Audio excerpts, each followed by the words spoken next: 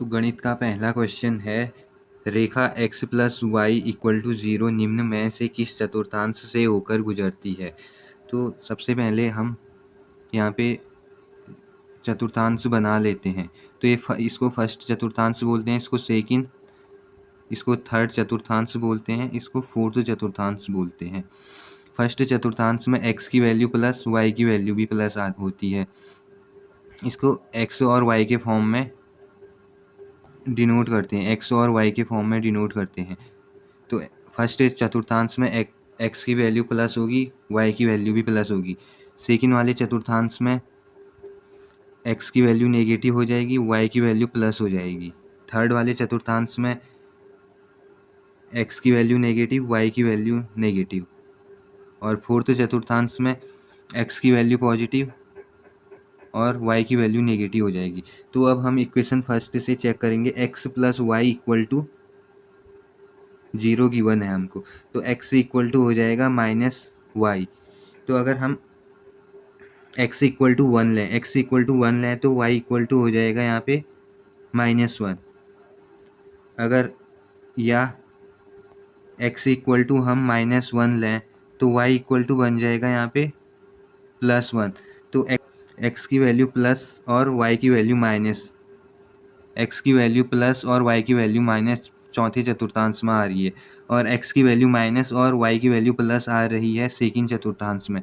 तो इसका right answer हो जाएगा option number C, second and fourth चतुर्थांश पर। अगला क्वेश्चन है, किसी संख्या को 5 से भाग देने पर शेषफल 3 प्राप्त होता है। इसी संख्या के वर्ग को 5 से भाग देने पर शेषफल क्या प्राप्त होगा। तो इस क्वेश्चन को सॉल्व करने के लिए सबसे पहले हम भाज्य इक्वल टू होता है भाजक गुणा भागफल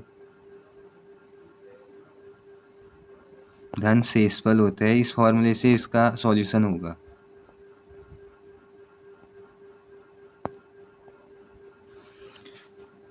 तो किसी संख्या को 5 से भाग देने पर, तो भाज्य क्या हो जाएगी यहाँ पे x, भाज्य की वैल्यू यहाँ पे x हो जाएगी।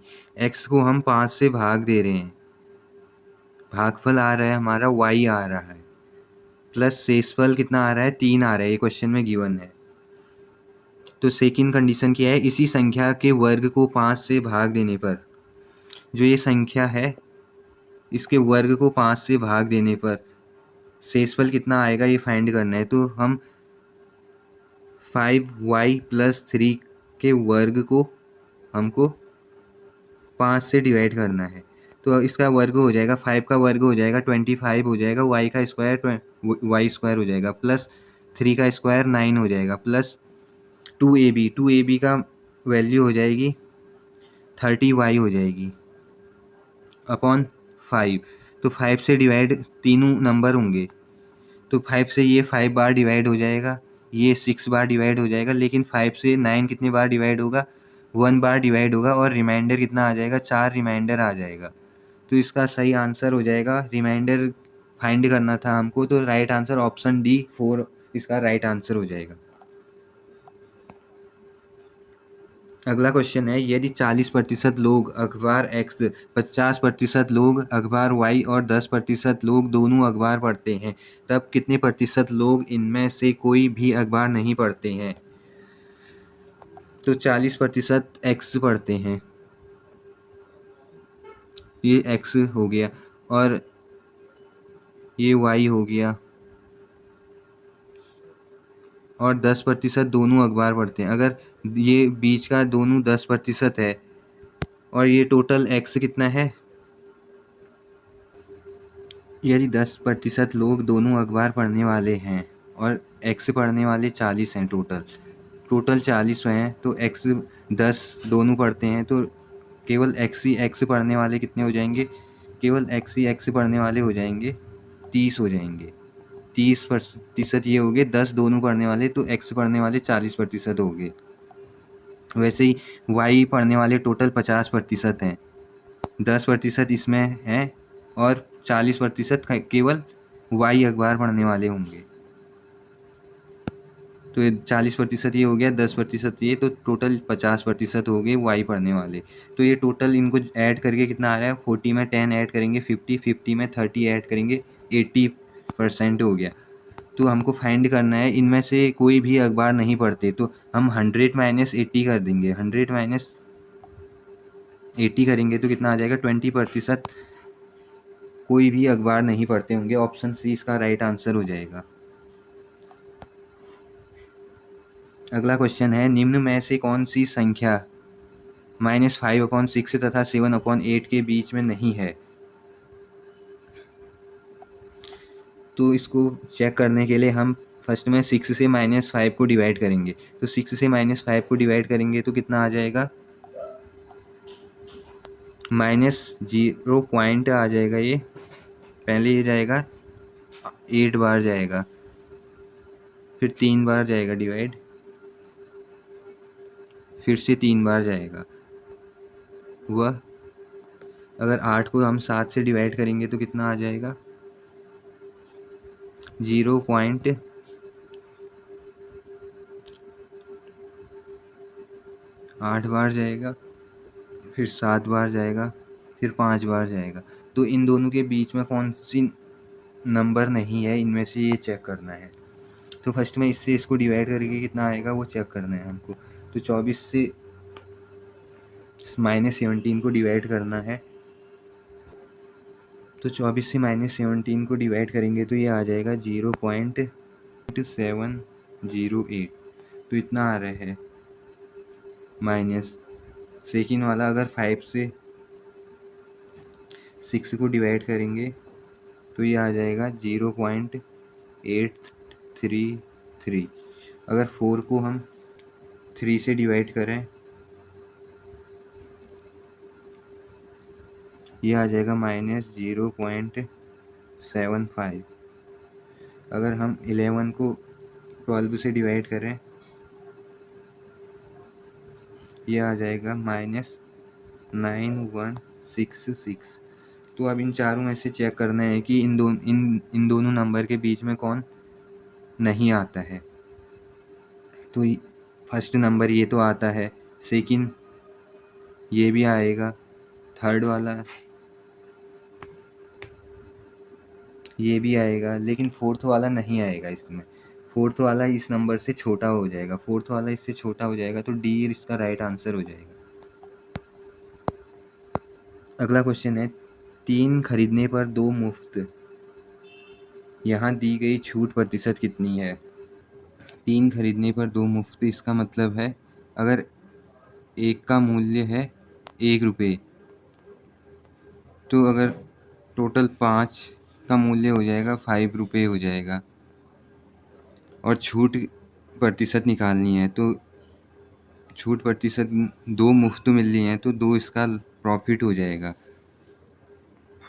या 2 की छूट मिल रही है इसको, और टोटल कितने हैं, 5 हैं, into 100 equal to discount percent का फॉर्मूला होता है, डिस्काउंट इक्वल टू होता है discount upon mark price into 100।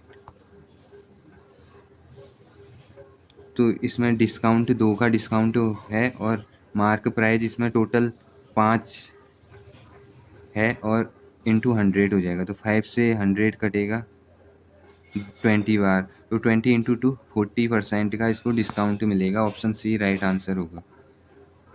अगला क्वेश्चन है, यदि 1 घंटे का y प्रतिशत 1 मिनट 12 सेकेंड है तो y का मान ज्ञात कीजिए। तो 1 घंटा इक्वल टू हो जाएगा 60 मिनट इंटू 60 सेकेंड हो जाएगा।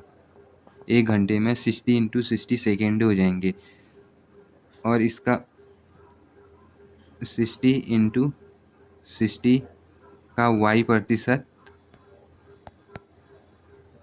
इक्वल टू हो जा रहा है 1 मिनट 12 सेकेंड। 1 मिनट 12 सेकेंड का मतलब हो गया 1 मिनट में 60 सेकेंड प्लस 12 सेकेंड और हैं, तो इक्वल टू हो जाएगा ये 72 हो जाएगा। तो ये जीरो से ये जीरो, ये जीरो से ये जीरो कट जाएगा, एक जीरो ये कट जाएगा। अब 6 इंटू 6 36 होता है इक्वल टू 72। तो 36 से 72 दो बार डिवाइड होगा, तो y इक्वल टू आ जाएगा, इसका आंसर 2 मिनट आ जाएगा।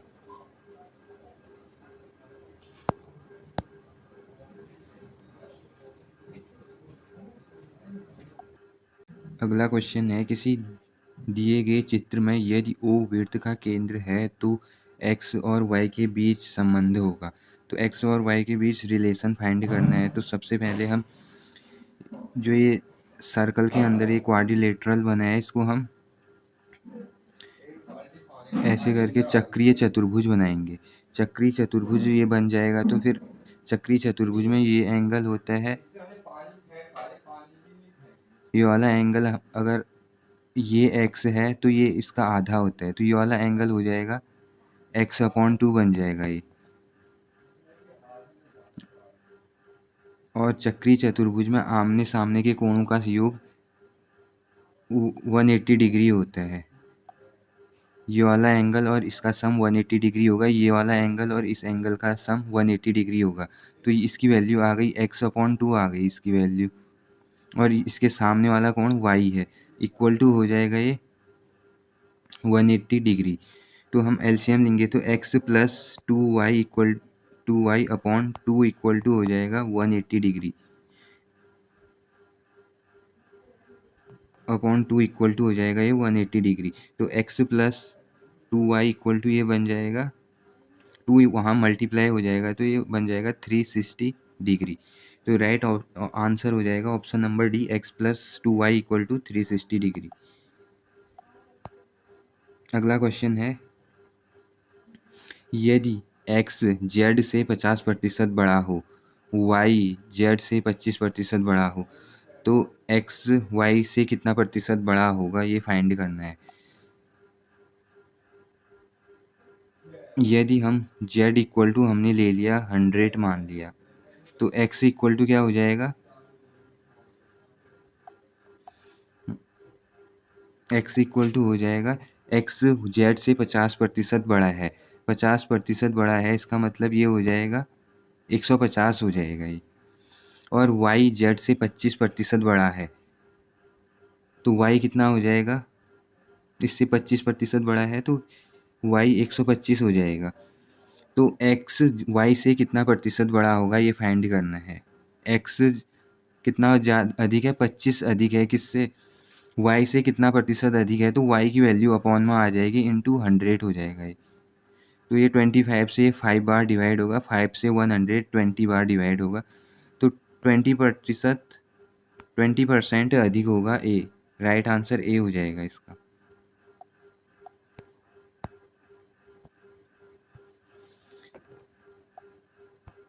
अगला क्वेश्चन है, p plus Q equal to 10 और पी क्यू इक्वल टू 5, तो p/q प्लस q/p की वैल्यू फाइंड करनी है। तो सबसे पहले हम इसमें लगाएं, इस हम p/q प्लस q/p, इसको हम लिख सकते हैं, अगर एलसीएम लेंगे तो ये बन जाएगा p² plus q² P Q बन जाएगा अगर हमने इसका एलसीएम लिया। तो अब इसमें p प्लस क्यू का होल स्क्वायर का फॉर्मूला लगेगा। p प्लस क्यू का होल स्क्वायर क्या होता है, p² plus q² plus 2pq। तो p प्लस क्यू की वैल्यू हमको क्वेश्चन में 10 गिवन है, तो 10 का स्क्वायर हो जाएगा ये, equal to p² plus q² plus 2 into P Q की वैल्यू हमको 5 गिवन है यहाँ पे, तो पी क्यू की जगह इंटू 5 आ जाएगा। तो 10 का स्क्वायर हो जाएगा, ये 100 हो जाएगा, p² plus q² plus 5 into 2 10 हो जाएगा ये। तो p² प्लस q² क्या हो जाएगा, ये प्लस 10 इक्वल टू के उस साइड जाएगा तो -10 हो जाएगा, तो p² प्लस q² की वैल्यू 90 आ जाएगी। अब इस इक्वेशन को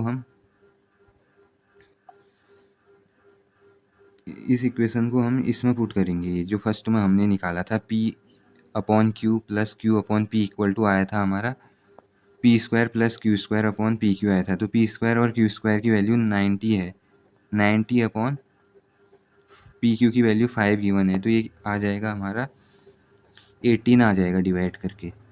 तो राइट आंसर हो जाएगा इसका ऑप्शन नंबर बी।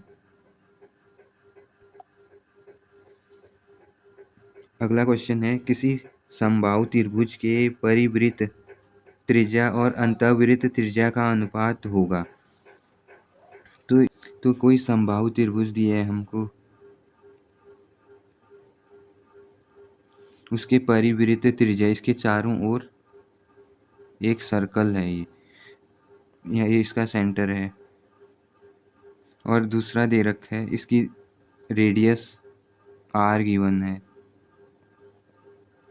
और दूसरा दे रखा है अंतःवृत्त, एक समबाहु त्रिभुज ये है, उसका अंतः त्रिभुज ये हो गया, इसकी रेडियस हो गई स्मॉल आर होगी, और इसकी भुजा है ए, समबाहु त्रिभुज की भुजा है ए, समबाहु त्रिभुज की भुजा है ए। तो आर इक्वल टू होता है ए अपॉन √3 होता है परिवृत्त त्रिज्या का फॉर्मूला ए अपॉन √3 होता है, और अंतःवृत्त त्रिज्या का फॉर्मूला ए अपॉन 2√3 होता है। अब दोनों का अनुपात निकालना है, तो दोनों को डिवाइड कर देंगे, ए अपॉन √3 अपॉन ए अपॉन 2√3। तो ए से ए डिवाइड हो जाएगा, √3 से √3 डिवाइड हो जाएगा, 2:1 इसका आंसर आ जाएगा। राइट आंसर हो जाएगा ऑप्शन नंबर सी।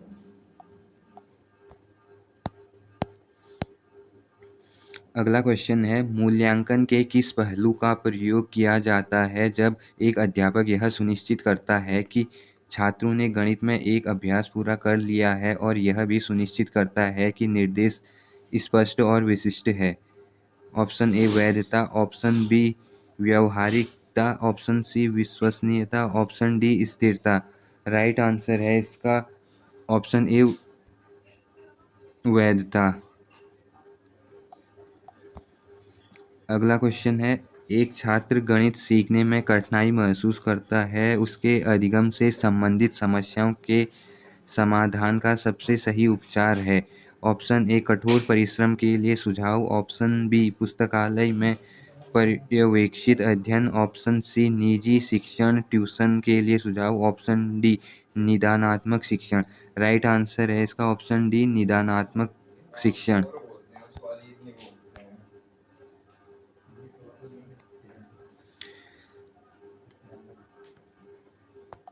अगला क्वेश्चन है गणित शिक्षण में अन्वेषणात्मक रणनीति का प्रयोग का मूल उद्देश्य है। ऑप्शन ए छात्रों को वैज्ञानिक विधि से सिखाने का प्रशिक्षण देना, ऑप्शन बी छात्रों को अवलोकन कौशल का प्रशिक्षण देना, ऑप्शन सी छात्रों में आत्मविश्वास बढ़ाना, ऑप्शन डी छात्रों का स्मृति स्तर बढ़ाना। तो राइट आंसर है इसका छात्रों को वैज्ञानिक विधि से सिखाने का प्रशिक्षण देना।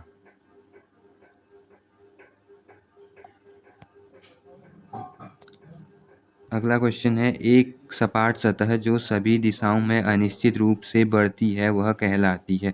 ऑप्शन ए समतल, ऑप्शन बी रेखा, ऑप्शन सी रेखाखंड, ऑप्शन डी बिंदु। राइट आंसर है इसका ऑप्शन ए समतल। अगला क्वेश्चन है 14 सेंटीमीटर भुजा वाले एक वर्ग के अंदर खींचे जा सकने वाले बड़े से बड़े वृत्त का क्षेत्रफल है। तो क्या क्वेश्चन में क्या गिवन है हमको 14 सेंटीमीटर भुजा वाले एक वर्ग, तो 14 सेंटीमीटर भुजा वाला एक वर्ग बना लिया हमने, ये इसके अंदर एक सर्कल बना दिया, उसकी रेडियस इसका डायमीटर हो जाएगा 14 सेंटीमीटर, डायमीटर 14 सेंटीमीटर हो जाएगा तो इसकी रेडियस हो जाएगी 7 सेंटीमीटर हो जाएगी। तो वृत्त का क्षेत्रफल निकालना है, तो वृत्त का क्षेत्रफल होता है पाई आर स्क्वायर। तो पाई की वैल्यू 22/7 हो जाएगी, आर की वैल्यू हमको 7 आई है सॉल्व करके, इंटू 7, तो 7 से 7 डिवाइड हो जाएगा, तो 22 इंटू 7 इक्वल टू हो जाएगा ये 54 centimetre square. Option C right answer हो जाएगा इसका। अगला क्वेश्चन है एक चोर 2:30 PM पर एक कार चुराकर 60 किलोमीटर प्रति घंटे की गति से भागता है। चोरी का पता 3 PM पर लगता है और कार मालिक दूसरी कार से 75 किलोमीटर प्रति घंटा की गति से उसका पीछा करता है। वह चोर को कब पकड़ पाएगा? तो अगर कार चुराकर भागने वाला चोर दो 2:30 में स्टार्ट करता है चलाना, तो ये आधे घंटे में कितना चला लेगा? अगर ये 2:30 में स्टार्ट करता है चलाना तो 3 बजे तक यह चला लेगा। आधे घंटे में ये, अगर 1 घंटे में 60 किलोमीटर चलाता है तो आधे घंटे में 30 किलोमीटर चला लेगा ये। फिर 3 बजे से यहाँ से कार मालिक उसका पीछा करता है 75 किलोमीटर प्रति आवर की स्पीड से। तो 60 किलोमीटर से चोर भागता है और 75 किलोमीटर प्रति घंटे की स्पीड से उसका मालिक भागता है। तो कार मालिक की रिलेटिव स्पीड हो जाएगी 15 किलोमीटर पर आवर। 75 में से 60 माइनस करेंगे तो कार मालिक की रिलेटिव स्पीड आ गई 15 किलोमीटर पर आवर। उसको कवर करना है, 30 किलोमीटर कवर करना है। तो 30 किलोमीटर कवर करने के लिए 30 को 15 से डिवाइड देंगे तो दो घंटे लगेंगे उसको। 2 घंटे लगेंगे चोर को पकड़ने में। तो 3 से 2 घंटे हो जाएंगे 5 बजे। तो 5 PM इसका राइट आंसर हो जाएगा ऑप्शन नंबर सी।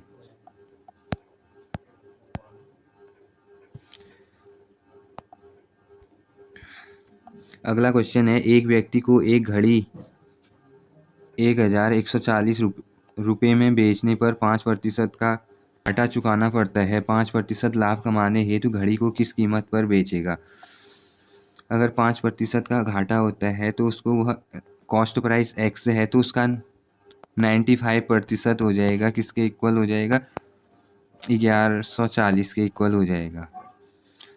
तो ये 19 से डिवाइड होगा, तो ये 19 से डिवाइड होगा 5 बार और ये 60 बार डिवाइड हो जाएगा। 5 से 60 कितने बार डिवाइड हो जाएगा? 12 बार। तो x इक्वल टू हो जाएगा 1200। कॉस्ट प्राइस आ जाएगी, कॉस्ट प्राइस इक्वल टू आ गई 1200। अब 5% का लाभ कमाना है तो 1200 का 105% निकालेंगे 5% लाभ के लिए। तो 2 जीरो से ये 2 जीरो कट जाएंगे। 12 से 5 को मल्टीप्लाई करेंगे तो कितना आ जाएगा? 60 आ जाएगा। 12 से 1 को मल्टीप्लाई करेंगे 12 आएगा। तो राइट आंसर इसका हो जाएगा ऑप्शन डी 1260। ही आंसर इसका राइट आंसर हो जाएगा। अगला क्वेश्चन है, एक समांतर चतुर्भुज का एक आंतरिक कोण उसके सबसे छोटे कोण के दुगने से 30 डिग्री कम है, तब इसका सबसे बड़ा आंतरिक कोण होगा। एक समांतर चतुर्भुज है ये, तो इसमें एक ये x है तो ये भी x होगा और दूसरा एंगल क्या हो जाएगा? दूसरा कोण कितना है?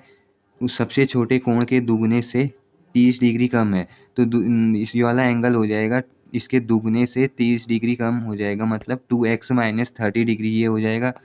ये वाला एंगल भी 2x माइनस 30 डिग्री ये हो जाएगा। तो इसका सबसे बड़ा आंतरिक कोण होगा, तो हमको इसकी वैल्यू फाइंड करनी है 2x माइनस 30 डिग्री की। तो इन चारों एंगल का सम हो जाएगा 360 डिग्री। तो 2x, तो ये 2x ये है, x ये है, x ये है और ये 2x ये है। तो 2 और 2 4x, 5 6x हो जाएगा। ये 6x प्लस 6x, ये माइनस है ये माइनस है तो माइनस 60 इक्वल टू हो जाएगा। इनको जोड़ के 360, चारों एंगल का सम 360 होगा। तो 6x इक्वल टू हो जाएगा ये माइनस 60 इक्वल टू के उस साइड जाके प्लस 60 हो जाएगा तो 420 आ जाएगा। तो x इक्वल टू आ जाएगा 70 डिग्री आ जाएगा।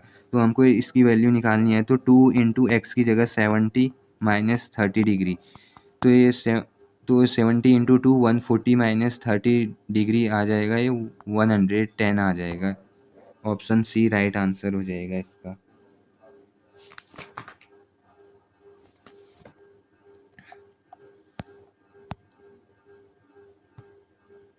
अगला क्वेश्चन है, x का मान ज्ञात कीजिए यदि नीचे दिए गए डाटा का समांतर माध्य शून्य है। तो हमको संख्या ये गिवन है, उनकी आवर्ती ये गिवन है, समांतर माध्य शून्य है। तो समांतर माध्य होता है sigma F I X I upon sigma F I equal to, ये 0 गिवन है, और एफ आई की वैल्यू होती है, इनको जोड़ के आवर्ती को जोड़ के जितना आएगा वो इसका सिग्मा आई की वैल्यू आ जाए, सिग्मा एफ आई की वैल्यू फ्रीक्वेंसी आवर्ती को ऐड करके जितना आएगा वो हो जाएगा। तो एफ आई की वैल्यू 21 आ जाएगी।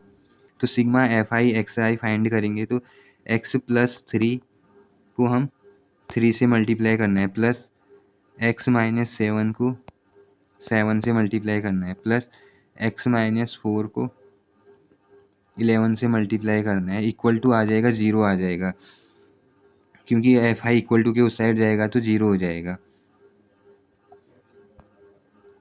अब 3 से अंदर मल्टीप्लाई होगा, ये दोनों टर्म मल्टीप्लाई होंगे 3 से, 7 से भी ये मल्टीप्लाई होगा, ये भी मल्टीप्लाई होगा, 11 से ये मल्टीप्लाई होगा, ये मल्टीप्लाई होगा।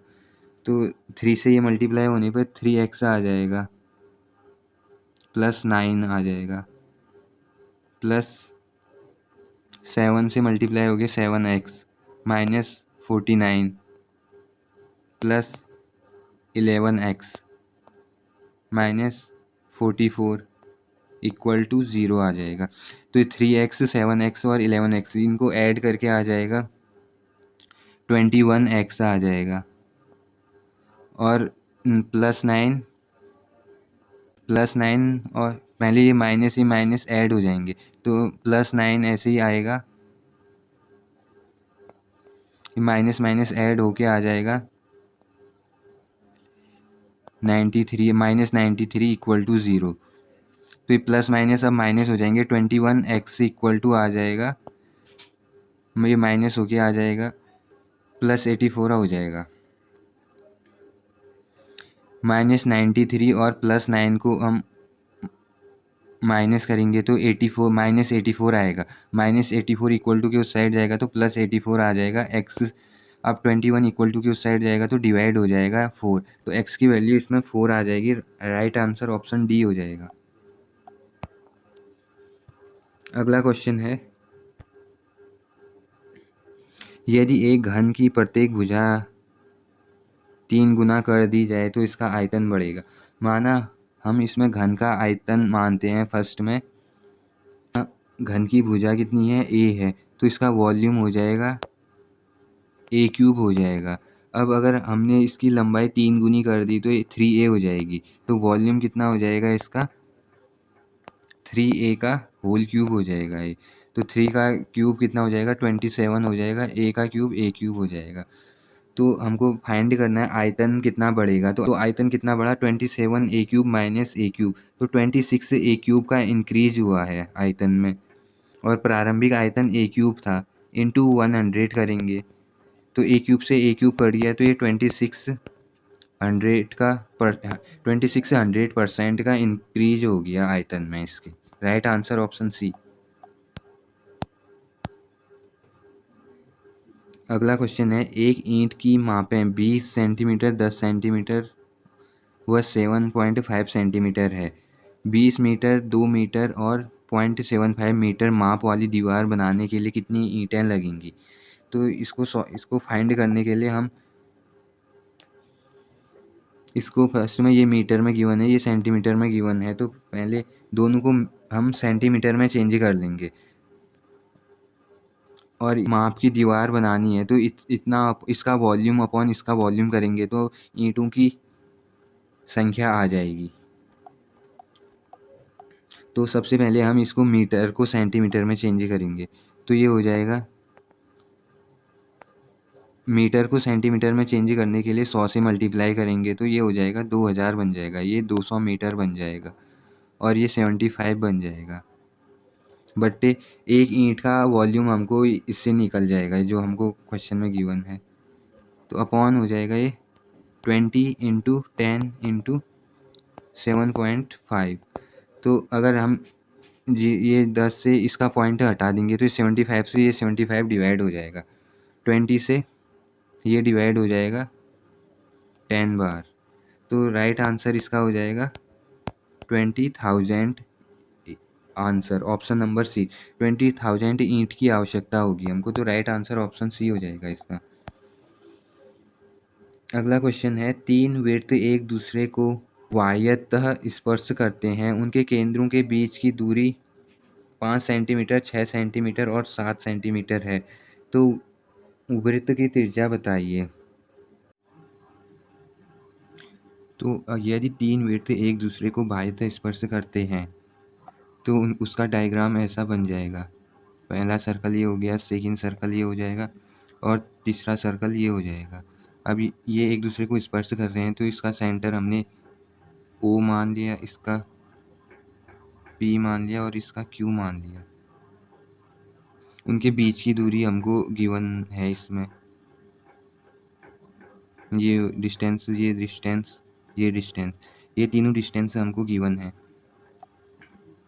यदि हम इसको x मान लें, यहाँ तक की डिस्टेंस, तो ये भी x हो जाएगी। x क्या हो जाएगी, ओ केंद्र वाले सर्कल की रेडियस हो जाएगी। वैसे ही अगर p केंद्र वाले सर्कल की रेडियस y है तो ये भी y हो जाएगी। अगर ये z है तो ये z हो जाएगा। अब हमको क्या गिवन है, एक इनके बीच की दूरी, यदि x plus Y equal to 5 centimetre है, y plus z equal to 6 centimetre है और x plus Z equal to 7 centimetre है, तो इन तीनों को ऐड करेंगे तो कितना आ जाएगा, ये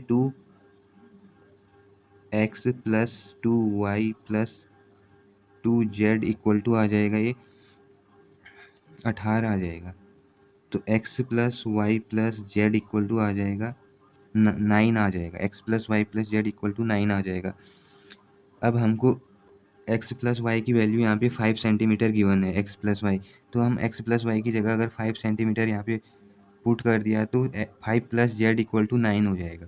तो जेड इक्वल टू आ जाएगा ये 4 सेंटीमीटर आ जाएगा। ऐसे ही अगर हम जेड की वैल्यू इस इक्वेशन में पुट कर दें तो y इक्वल टू कितना आ जाएगा, 6 माइनस 4 हो जाएगा। तो y इक्वल टू बन जाएगा ये 2 सेंटीमीटर बन जाएगा। जेड की वैल्यू आ गई हमारी 4 सेंटीमीटर, y की वैल्यू 2 सेंटीमीटर आ गई। अब y की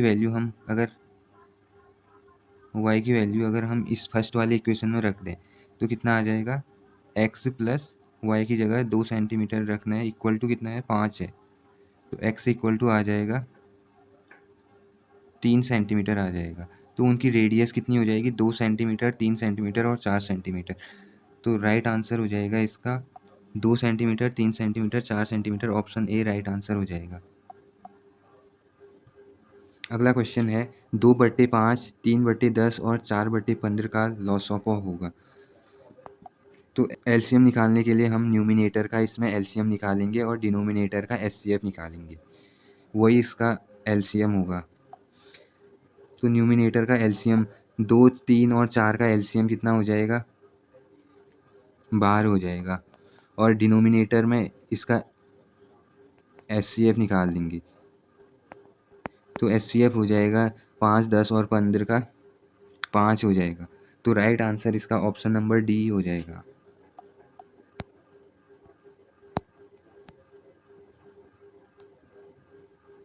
अगला क्वेश्चन है, दो वृत्तों पर खींची गई अधिक से अधिक उभयनिष्ठ स्पर्श रेखाओं की संख्या बताइए जबकि दोनों वृत्त एक दूसरे को स्पर्श करते हो।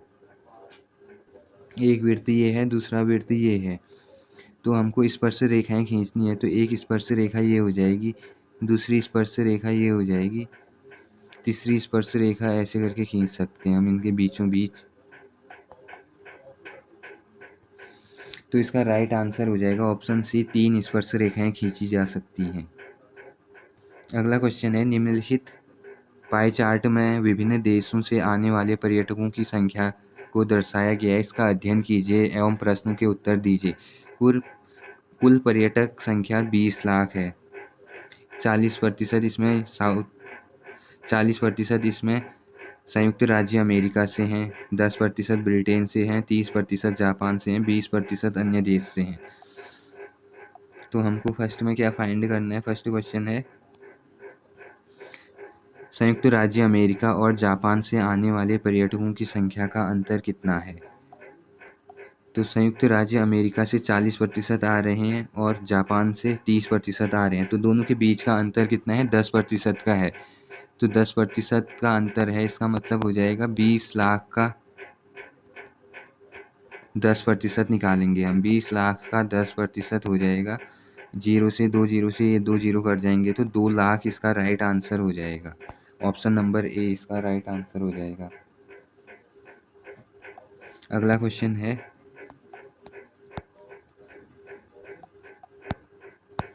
यदि ब्रिटेन से आने वाले पर्यटकों की संख्या 2 गुनी हो जाती है जबकि कुल पर्यटकों की संख्या समान रहती है, तो ब्रिटेन के पर्यटकों के लिए नया कोण कितना होगा? ब्रिटेन से आने वाले पर्यटक कितने हैं? 20 लाख का कितना हो जाएगा? 10% हो जाएगा, इक्वल टू 2 लाख। तो ब्रिटेन से आने वाले पर्यटक हैं 2 लाख हैं। अगर इनका 2 गुना हो जाता है तो ये 4 लाख हो जाएंगे। तो 4 लाख का मतलब 20% हो जाएंगे। 4 लाख का मतलब 20% हो जाएंगे। तो 20% को हम डिग्री में चेंज करने के लिए 20/100 इंटू 360 करेंगे। तो 2 जीरो से ये 2 जीरो कट जाएंगे। 36 इंटू 2 72 डिग्री इसका आंसर हो जाएगा। Right answer option number C हो जाएगा इसका, 72 डिग्री। अगला क्वेश्चन है, निम्नलिखित शिक्षण विधियों के लिए सही मिलान चुनिए। तो विश्लेषण विधि है, संश्लेषण विधि है, प्रदर्शन विधि है, प्रयोगशाला विधि है। सबसे पहले प्रदर्शन विधि। प्रदर्शन विधि का है देखो, सुनो और समझो। प्रयोगशाला विधि है करके सीखना। संश्लेषण विधि है निगमनात्मक तर्क, और विश्लेषण विधि हो गई आगमनात्मक तर्क। तो राइट आंसर इसका हो जाएगा ऑप्शन सी हो जाएगा। विश्लेषण विधि हो जाएगा, आगमनात्मक तर्क हो जाएगा, संश्लेषण विधि हो जाएगा, निगमनात्मक तर्क हो जाएगा, प्रदर्शन विधि हो जाएगा, देखो सुनो और समझो हो जाएगा, प्रयोगशाला विधि हो जाएगा करके सीखना।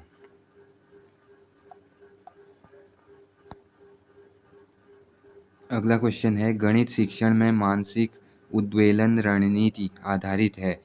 ऑप्शन ए मनोवैज्ञानिक सिद्धांत पर, ऑप्शन बी समस्या सिद्धांत पर, ऑप्शन सी रचनात्मक सोच पर, ऑप्शन डी उपरोक्त सभी। तो राइट आंसर है इसका उपरोक्त सभी पर। गणित शिक्षण में मानसिक उद्वेलन रणनीति आधारित है, मनोवैज्ञानिक सिद्धांत पर, समस्या समाधान पर और रचनात्मक सोच तीनों पर आधारित है। अगला क्वेश्चन है, गणित की प्रकृति है। ऑप्शन ए अलंकारिक, ऑप्शन बी तार्किक, ऑप्शन सी कठिन, ऑप्शन डी सामान्य के लिए नहीं। राइट आंसर हो जाएगा गणित की प्रकृति है ऑप्शन बी तार्किक। अगला क्वेश्चन है, इन घंटियां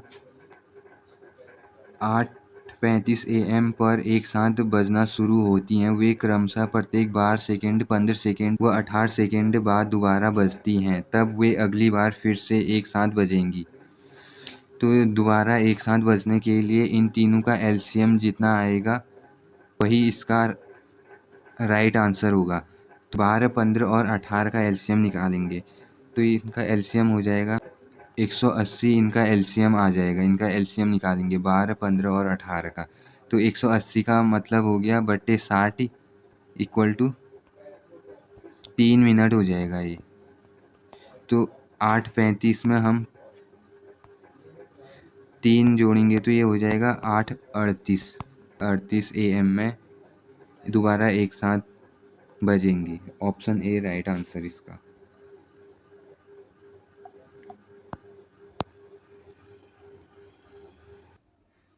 साइंस का पहला क्वेश्चन है, हमारे आमाशय में अम्ल की आवश्यकता से अधिक मात्रा होने पर अपाचन हो जाता है। कभी कभी अपाचन काफ़ी कष्टदायक होता है। इस अपाचन से मुक्ति पाने के लिए निम्न में से कौन सहायक होगा? ऑप्शन ए नींबू का रस, ऑप्शन बी दूधिया मैग्नीशियम, ऑप्शन सी अम्लराज, ऑप्शन डी सिरका। राइट आंसर होगा इसका ऑप्शन बी दूधिया मैग्नीशियम। इसका फॉर्मूला होता है Mg OH का होल ट्वाइस। तो हम किसका यूज करेंगे? बेस का यूज करेंगे अपाचन से मुक्ति पाने के लिए। अगला क्वेश्चन है, सूक्ष्म जीवों द्वारा मृत पादपों पर क्रिया करने से बनने वाला उत्पाद का नाम है। Option A mushroom, option B रुक्षांश, option C humus, option D अपघटक। राइट आंसर है इसका ऑप्शन सी ह्यूमस। अगला क्वेश्चन है, उच्च प्राथमिक स्तर पर विज्ञान सीखने का नीचे दिया गया कौन सा उद्देश्य वांछनीय उद्देश्य नहीं है? ऑप्शन ए आवश्यक प्रतिक्रिया कौशल अर्जित करना, ऑप्शन बी प्रतियोगी परीक्षाओं में अच्छा प्रदर्शन करना, ऑप्शन सी वैज्ञानिक साक्षरता अर्जित करना, ऑप्शन डी तार्किक सोच विकसित करना। राइट आंसर है ऑप्शन बी प्रतियोगी परीक्षाओं में अच्छा प्रदर्शन करना। अगला क्वेश्चन है, विज्ञान शिक्षण की किस विधि में छात्र एक अन्वेषक के रूप में कार्य करता है? ऑप्शन ए ह्यूरिस्टिक विधि, ऑप्शन बी प्रदर्शन विधि, ऑप्शन सी योजना विधि, ऑप्शन डी व्याख्यान विधि। राइट आंसर होगा इसका ऑप्शन ए ह्यूरिस्टिक विधि। ह्यूरिस्टिक विधि का अन्य नाम होता है अन्वेषण विधि।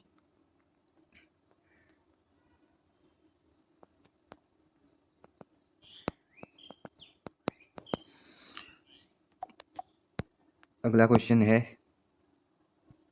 निम्न में से कौन विज्ञान शिक्षण में पाठ्य सहगामी क्रिया है? ऑप्शन ए ऑप्शन फर्स्ट विज्ञान क्लब, सेकंड विज्ञान प्रयोगशाला, थर्ड विज्ञान मेला। राइट आंसर है इसका ऑप्शन नंबर सी फर्स्ट और थर्ड विज्ञान क्लब और विज्ञान मेला। अगला क्वेश्चन है, वैज्ञानिक विधि का प्रथम चरण सोपान है। तो वैज्ञानिक विधि में मुख्यतः 8 चरण होते हैं। उसका प्रथम चरण होता है ऑप्शन बी समस्या का परीक्षण। प्रथम चरण होता है ऑप्शन बी समस्या का परीक्षण। दूसरा चरण होता है पिछले प्रयोग और घटनाओं का मूल्यांकन। तीसरा चरण होता है परिकल्पना निर्माण। चौथा चरण होता है अनुभवजन्य विधि का उपयोग। पांचवा चरण होता है परीक्षण। छठा चरण होता है परिणामों का व्यापक विश्लेषण। सातवां चरण होता है व्याख्या और प्रयोग। और आठवां चरण होता है निष्कर्ष। तो इस प्रथम वैज्ञानिक विधि का प्रथम चरण होता है ऑप्शन बी समस्या का परीक्षण। जिन विद्यालयों में विज्ञान प्रयोगशाला की सुविधा उपलब्ध नहीं है, उन विद्यालयों में प्रयोग कराने की सुविधा प्रदान करने हेतु उपयोगी संसाधन है। ऑप्शन ए विज्ञान क्विज, ऑप्शन बी विज्ञान वृत्तचित्र, ऑप्शन सी विज्ञान पुस्तकालय, ऑप्शन डी विज्ञान किट। तो राइट आंसर है इसका ऑप्शन डी विज्ञान किट। अगला क्वेश्चन है, बार बार दोहराकर सत्यापित किया गया प्रेक्षण विज्ञान में बन जाता है। ऑप्शन ए तथ्य, ऑप्शन बी संकल्पना, ऑप्शन सी सिद्धांत, ऑप्शन डी भविष्य कथन। तो राइट आंसर है इसका ऑप्शन ए तथ्य बन जाता है।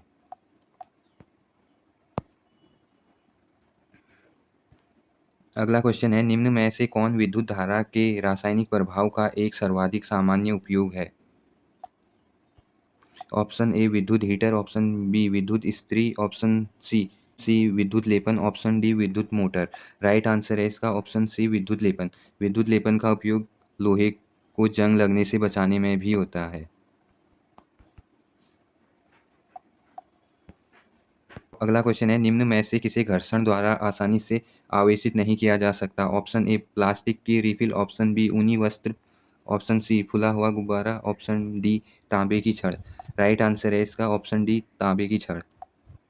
अगला क्वेश्चन है, फलों के मीठे स्वाद का कारण है। Option A maltose, option B ribose, option C lactose, option D fructose. Right answer है इसका फलों के मीठे स्वाद का कारण है ऑप्शन डी फ्रक्टोज।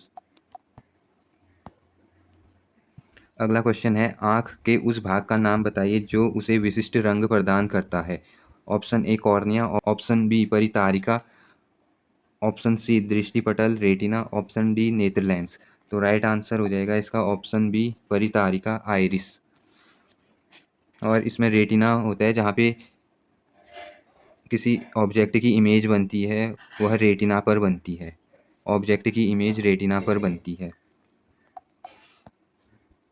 अगला क्वेश्चन है, रात्रि के आकाश में दिखाई देने वाला सबसे चमकीला ग्रह है। ऑप्शन ए मंगल, ऑप्शन बी बुध, ऑप्शन सी बृहस्पति, ऑप्शन डी शुक्र।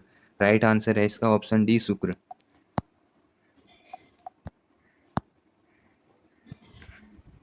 अगला क्वेश्चन है, निम्न में से कौन एक संपर्क बल है? ऑप्शन ए पेशीय बल, ऑप्शन बी चुंबकीय बल, ऑप्शन सी गुरुत्वाकर्षण बल, ऑप्शन डी स्थिर वैद्युत बल।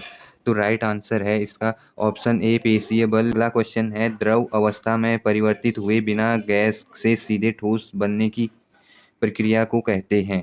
ऑप्शन ए संघनन, ऑप्शन बी निक्षेपण, ऑप्शन सी ऊर्ध्वपातन, ऑप्शन डी अपकेंद्रण। राइट आंसर है इसका ऑप्शन बी निक्षेपण। अगला क्वेश्चन है, निम्न में से किसे कोशिका की आत्मघाती थैली कहते हैं? Option A plastid, option B ribosome, option C lysosome, option D mitochondria. Right answer है इसका ऑप्शन सी लाइसोसोम को। अगला क्वेश्चन है, कौन सी ग्रंथि ऐसे हार्मोन स्रावित करती है जो रुधिर में नमक की मात्रा को संतुलित करता है?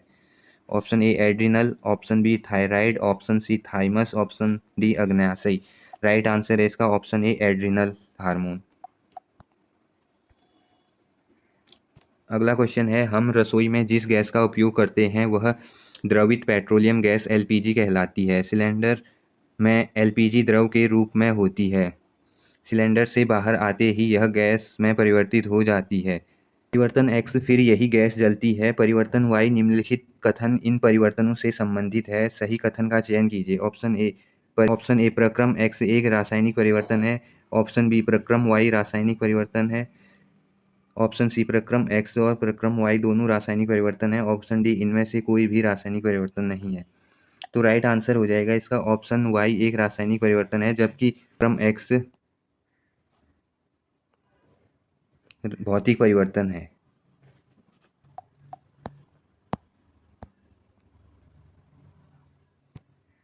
अगला क्वेश्चन है, आग बुझाने वाले कर्मचारी के परिधानों पर किस प्लास्टिक की परत चढ़ी होती है जो उसे अग्निरोधक बनाती है? Option A polythene, option B PVC, option C melamine, option D bakelite.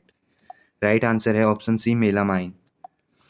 अगला क्वेश्चन है, सोने और चांदी को पिघलाने के लिए सुनार धातु की फुकनी से ज्वाला के किस क्षेत्र का उपयोग करता है? ऑप्शन ए सबसे आंतरिक भाग, ऑप्शन बी मध्य भाग, ऑप्शन सी सबसे बाहरी भाग, ऑप्शन डी ये सभी। तो राइट आंसर है इसका ऑप्शन सी सबसे बाहरी भाग का उपयोग करता है। अगला क्वेश्चन है, पनीर बनाने के लिए दूध को उबालने से पहले उसमें नींबू का रस मिलाया जाता है। इससे पनीर के ठोस कण तथा द्रव का मिश्रण प्राप्त होता है। पनीर को इस मिश्रण से कपड़े या छन्नी की सहायता से पृथक किया जाता है। पृथक्करण की यह विधि कहलाती है। ऑप्शन ए निष्पावन, ऑप्शन बी अवसादन, ऑप्शन सी निस्तारण, ऑप्शन डी निस्यंदन। तो राइट आंसर है इसका ऑप्शन डी निस्यंदन या फिल्ट्रेशन। और निष्पावन मेथड का उपयोग करते हैं हवा की सहायता से अनाज के भारी कणों को उसके भूसे से अलग करना। दूसरा है अवसादन मेथड का उपयोग। अवसादन मेथड का उपयोग होता है जब जल में कोई अघुलनशील पदार्थ घुल जाता है तो वह तली में बैठ जाता है। तो उस तली में बैठे पदार्थ को अलग करने के लिए अवसादन मेथड का उपयोग किया जाता है। एग्जाम्पल के लिए पानी से रेत को अलग करना अवसादन मेथड का उपयोग होगा इसमें। तीसरा है निस्तारण। निस्तारण में जब पानी में कोई अघुलनशील द्रव घुल जाता है तो उसको अलग करने के लिए निस्तारण मेथड का उपयोग किया जाता है। जैसे पानी में ऑयल घुल जाता है तो ऑयल को अलग करने के लिए निस्तारण मेथड का उपयोग होता है। घाव भरने में सबसे सहायक विटामिन है। Option A vitamin A, option B vitamin B, option C vitamin C, option D vitamin D. तो राइट आंसर है इसका ऑप्शन सी विटामिन सी घाव भरने में सबसे सहायक विटामिन है। अगला क्वेश्चन है, आप अपने प्रतिबिंब को समतल दर्पण में देख रहे हैं। दर्पण तथा उसके प्रतिबिंब के बीच की दूरी 4 मीटर है। यदि आप दर्पण की ओर 1 मीटर चलते हैं तो आपका और आपके प्रतिबिंब के बीच की दूरी हो जाएगी। किसी भी प्लेन मिरर में अगर ये प्लेन मिरर है, इसके सामने कोई ऑब्जेक्ट है तो उसकी डिस्टेंस और डिस्टेंस मिरर से इमेज की डिस्टेंस से इक्वल होती है। अगर मिरर के सामने कोई ऑब्जेक्ट स्थित है तो उसकी इमेज की डिस्टेंस भी ऑब्जेक्ट के डिस्टेंस के इक्वल होगी। तो अगर दर्पण और प्रतिबिंब के बीच की दूरी फर्स्ट में 4 मीटर थी, उसको घटाकर हमने 3 मीटर कर दी है। तो ऑब्जेक्ट भी यहाँ पे 3 मीटर की डिस्टेंस में आ जाएगा। तो टोटल डिस्टेंस ऑब्जेक्ट और इमेज की 6 मीटर, ऑप्शन डी इसका राइट आंसर हो जाएगा। अगला क्वेश्चन है, एक सरल रेखा में चल रही वस्तु का वेग v से समय t के साथ परिवर्तन को v t ग्राफ द्वारा दर्शाया जा सकता है। v t ग्राफ द्वारा घेरा गया क्षेत्रफल जिस भौतिक राशि को निरूपित करता है उसका मात्रक है। यदि एक सरल रेखा में चल रही वस्तु का वेग v में समय t के साथ परिवर्तन v t ग्राफ में दर्शाया जाता है तो उसका ग्राफ कुछ इस फॉर्मेट में बनेगा। ये v हो जाएगा और ये हो जाएगा t, और वी टी का ग्राफ ऐसे करके आगे को बढ़ते जाएगा।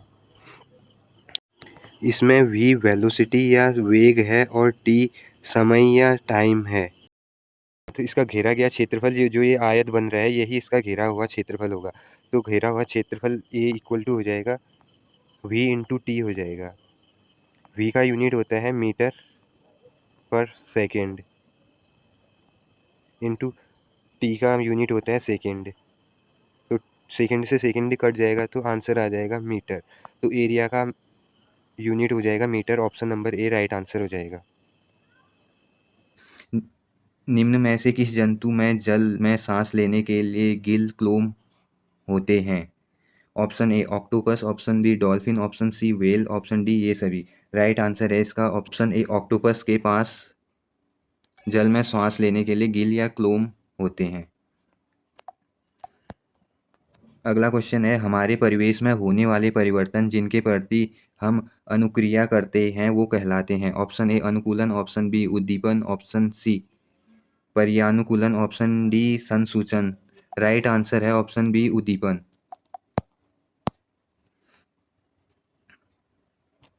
अगला क्वेश्चन है, धातु के पतले तार के रूप में खींचने की क्षमता को तन्यता कहा जाता है। निम्न में से सबसे अधिक तन्य धातु है? Option A aluminium, option B तांबा, ऑप्शन सी सोना, ऑप्शन डी चांदी। राइट आंसर है इसका ऑप्शन सी सोना। अगला क्वेश्चन है, नीचे दर्शाए गए चित्र में कोई इलेक्ट्रॉन किसी चुंबकीय क्षेत्र के लंबवत प्रवेश करता है तो इलेक्ट्रॉन पर आरोपित बल की दिशा क्या होगी? अगर इलेक्ट्रॉन की दिशा नीचे डाउनवर्ड है तो करंट की दिशा हो जाएगी अपवर्ड हो जाएगी। अगर इलेक्ट्रॉन की डायरेक्शन डाउनवर्ड है तो करंट की डायरेक्शन अपवर्ड हो जाएगी। और फ्लेमिंग के बाएं हाथ के नियम से आरोपित बल की दिशा कागज के भीतर की ओर होगी। ऑप्शन डी इसका राइट आंसर होगा।